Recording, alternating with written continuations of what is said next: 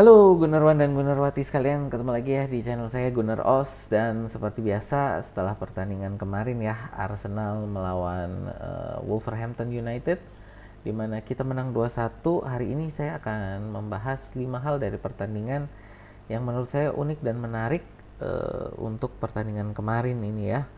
Dan sebelumnya saya mau terima kasih dulu nih kepada teman-teman ya, channel saya udah tembus 100 subscriber. Ya, ini terima kasih banget untuk teman-teman yang mau setia menonton dan mau subscribe ke channel saya ya. Jadi ini channel saya ini memang lebih untuk saya menyalurkan hobi dan fans saya untuk menonton Arsenal, untuk mendukung Arsenal gitu ya. Jadi mungkin kalau teman-teman yang ngefans dengan Arsenal juga boleh yuk di like, share dan subscribe gitu ya. Ya, tidak berlama-lama, ini 5 hal dari pertandingan kemarin ya, Arsenal melawan Wolverhampton. Ya, yang pertama saya mau ngomong tentang strategi manajemen ini ya, manajemen stamina gitu kan. Kenapa? Karena banyak yang mengeluh nih kemarin dari fans ini, kenapa sih babak kedua kita kok menurunkan intensitas permainan. Ya teman-teman harus ingat bahwa Arsenal ini bermain di berbagai kompetisi gitu kan. Kita saat ini ada di yang masih bertarung ya, kita ada di EPL, lalu di Champions League, dan masih ada nanti FA Cup gitu ya. Jadi ini harus dijaga, staminanya harus di manajemen. Karena apa? Pertandingan kita bulan Desember ini ada 8 pertandingan untuk Champions League dan EPL gitu ya. Belum lagi nanti di Januari kita akan ada FA Cup ya. Sudah tadi ada jadwalnya, kita akan melawan Liverpool, lalu sampai dengan Februari ini ya. Jadi sekitar sampai Februari ini masih jadwal sangat padat gitu. Jadi memang harus dijaga staminanya, sehingga babak kedua ini kita harus menurunkan intensitas gitu kan ya. Dan kita bisa lihat ini di sini ya, di field tiltnya ini, bahwa secara permainan kita memang kelihatan, walaupun nggak terlalu kelihatan banget ya, tapi di sini kelihatan bahwa di babak kedua kita sudah menurunkan intensitas. Terlihat apa, untuk dari sisi apa, puncak-puncaknya itu yang di babak kedua lebih rendah gitu kan dibanding yang di babak pertama. Yaitu tadi, karena kita menjaga stamina pemain agar lebih lebih terjaga untuk pertandingan selanjutnya gitu kan. Nah, dari sini juga ya, kita sebenarnya kalau mau dilihat, walaupun kita intensitas permainannya menurun gitu kan, ini kita lihat nih di sini ya, kita expected goalsnya ini 2,89 berbanding dengan 0,71, dan juga bisa dilihat ini ya, kita untuk tendangan ke arah gawang ini jauh lebih banyak dibandingkan dengan kesempatan yang didapat oleh Wolves. Ya, di babak pertama Wolves ini hampir tidak bisa bergerak gitu ya, hampir tidak ada kesempatan untuk uh, mendapatkan bola gitu. Tapi di babak kedua memang mulai ada kesempatan-kesempatan, ini salah satunya yang menjadi gol mereka juga ya. Dan kalau dari saya pribadi, seharusnya kemarin itu Arsenal uh, bisa 4-0 gitu kan. Kalau kesempatan dari Trossard dan Trossard dan Eddie Nketiah itu kalau bisa gol, itu harusnya kita 4-0. Dua kesempatan emas itu dari Trossard dan Eddie Nketiah ya, yang gagal dikonversi menjadi gol.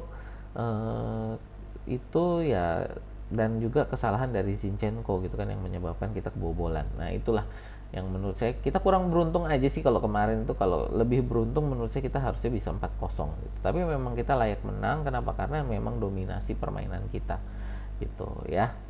Next, saya mau ngomong tentang Bukayo Saka gitu ya. Bukayo Saka ini menurut saya kemarin menunjukkan apa ya? Menunjukkan bahwa dia memang pemain bintang kita lah ya ini.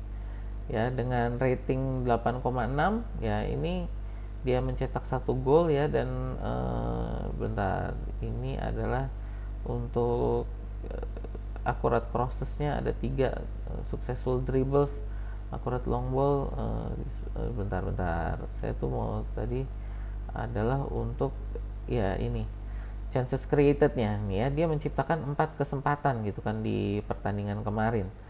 ya. Dan chances created ini menunjukkan bahwa Saka ini selain dia kemampuan untuk mencetak gol adalah berarti kreativitas dia untuk menciptakan peluang gitu ya. Jadi kita lihat kalau dari secara total musim ini dia sudah menciptakan 32 peluang bagi Arsenal gitu, dan itu adalah peringkat ketiga dari semua pemain di EPL gitu ya. Yang dimana itu yang peringkat pertamanya ini adalah, sebentar saya buka, itu Kieran Trippier 36 kesempatan, Bruno Fernandes 35, dan ya ini Bukayo Saka yang ketiga 32 kesempatan gitu ya. Ya jadi ini menurut saya satu lagi senjatanya Saka, bukan hanya dia kecepatan dan kemampuan dia untuk bermain bola di ruangan yang sempit gitu, tapi bahwa dia itu bisa membuka ruang bagi pemain lain. Itu sebenarnya kita kelihatan juga kemarin kan, gol pertama dia kerjasama dengan Gabriel Jesus dan Takehiro Tomiyasu ya. Itu memang gol gol tim sebenarnya, karena itu harusnya Tomiyasu itu tadinya untuk ke Jesus, yang Jesus gagal mengkonversi menjadi gol, lalu diambil kesempatannya oleh Saka. Jadi itu memang dari kesempatan yang Saka ciptakan untuk Gabriel Jesus, dan ternyata gagal dimanfaatkan dan diambil sendiri lagi oleh Saka. Jadi memang ini sangat luar biasa, Saka ini permainannya ya sudah berkembang jauh gitu ya. Jadi bukan hanya speed, bukan hanya teknik, tapi juga sekarang sudah masuk ke arah dia kreativitinya gitu ya. Nah inilah hebatnya Bukayo Saka. Nah selanjutnya saya mau ngomong tentang pemain yang baru balik dari cedera juga ya. Ini adalah Martin Odegaard ya. Martin Odegaard kemarin dipilih sebagai player of the match gitu ya. Ini juga dia menciptakan gol ya, 1 gol. Nah di sini kita lihat dia menciptakan 6 peluang nih Odegaard ya. Ya karena memang Odegaard ini adalah pemain kreatif kita gitu, dan sangat luar biasa kita punya 2 pemain kreatif ya. Walaupun sebenarnya kalau kita lihat dari chances created dari berbagai tim ya, kita nggak terlalu tinggi sebenarnya. Kalau saya nggak salah ingat, kita sebenarnya untuk chances created itu hanya sekitar di peringkat ke-10 atau ke-11 gitu ya. Jadi sebenarnya dari chances created seluruh tim ini kita nggak banyak, tapi kita bisa mengkonversi sebagian besar dari chances itu gitu. Jadi memang gol kita cukup banyak walaupun dari chances yang sangat tipis, itu karena konversi gol kita bagus. Jadi harus kita lihat nanti ini ke depan ya. Ya ini yang masih harus menjadi PR gitu kan bagi Arsenal ini. Chances creatednya mungkin harus lebih diperbanyak lagi gitu. Tapi dari saya ya, ini memang kita musim ini berbeda dengan musim kemarin ya.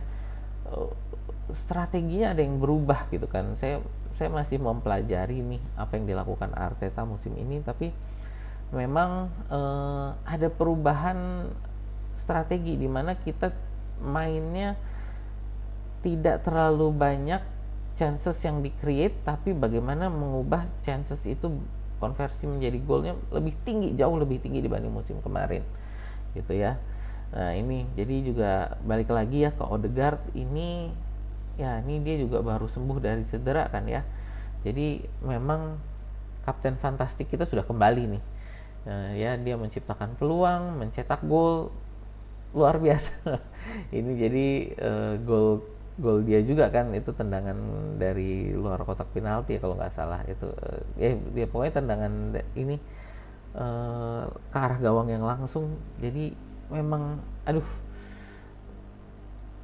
nggak ada obatnya dah nih Odegaard ya. Dan dengan dia kembali dari cedera ini juga, kemarin kita lihat permainan kita di lapangan tengah lebih stabil gitu kan, lebih apa ya, jadi untuk para pemain bertahan lebih bisa konsentrasi bertahan, dimana Odegaard ini yang maju untuk membantu penyerangan gitu. Jadi ya ini memang kapten kita ya, yang sangat dinanti-nanti kembalinya oleh para pemain.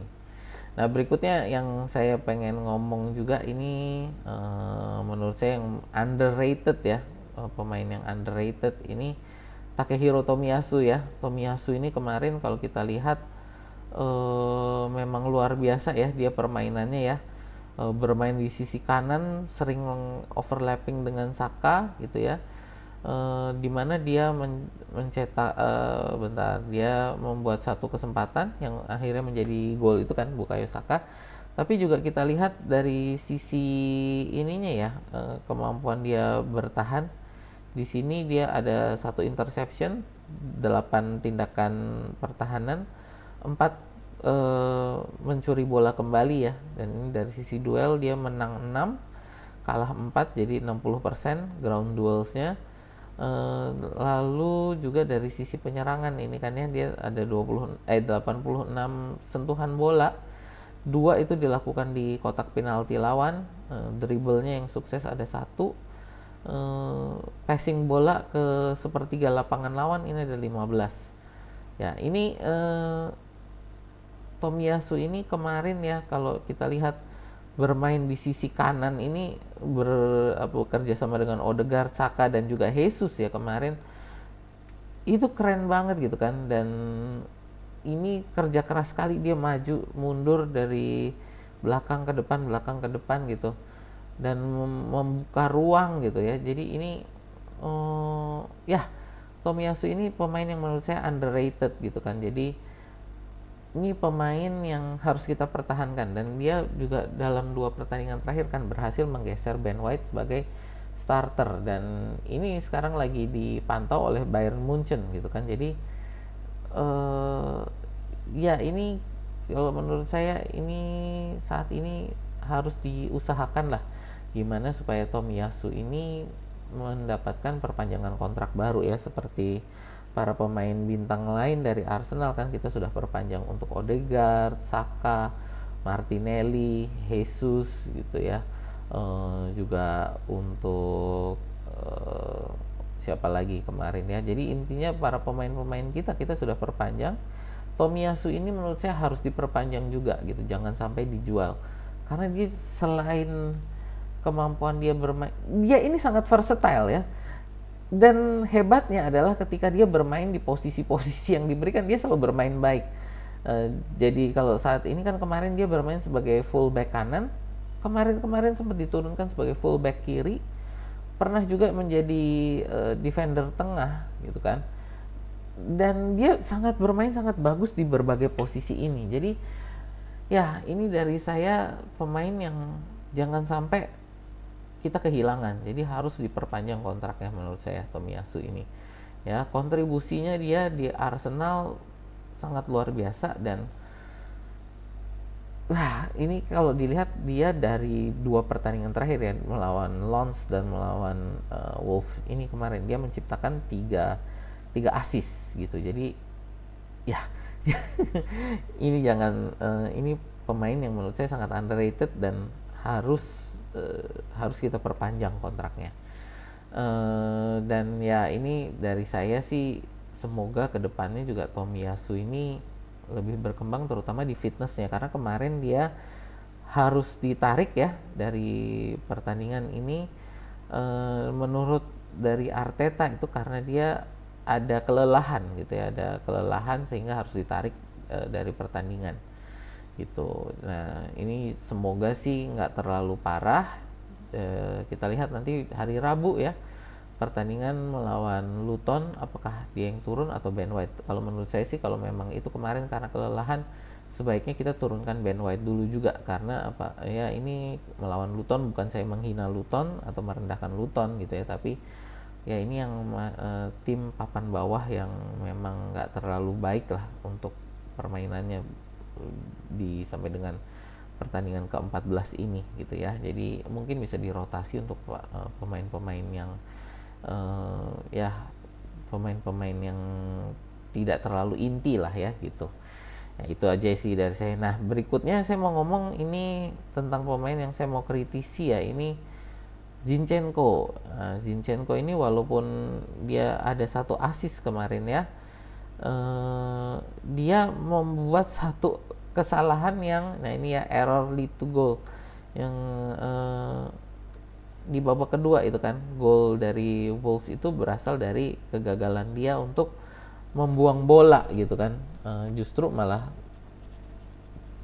balik lagi ke area berbahaya yang bisa dimanfaatkan oleh Wolves ya.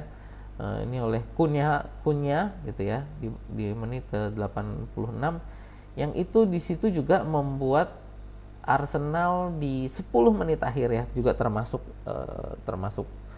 apa namanya, termasuk injury time-nya, itu membuat kita kewalahan di sekitar 10 sampai 12 menit akhir itu kita kewalahan. Kenapa? Karena gol dari Cunha itu membuat semangat dari para pemain Wolves balik lagi gitu. Jadi kesalahannya Zinchenko ini bukan hanya berujung pada gol, tapi juga berujung pada naiknya semangat para pemain Wolves lagi gitu kan, untuk mereka bisa mengejar setidaknya seri lah gitu ya. Jadi ya ini harus diperhatikan juga gitu ya, Zinchenko, karena beberapa pertandingan akhir dia, apa ya, kalau saya bilang nggak sesuai standar yang dia biasanya lah ya gitu. Apakah mungkin perlu untuk dia dicadangkan terlebih dahulu, ya kita lihat gitu kan. Dan menurut saya mungkin nanti di saat melawan Luton, posisi back kiri ini boleh kita kasih ke Kiwior dulu gitu kan ya, untuk memberikan menit juga kepada Kiwior gitu ya.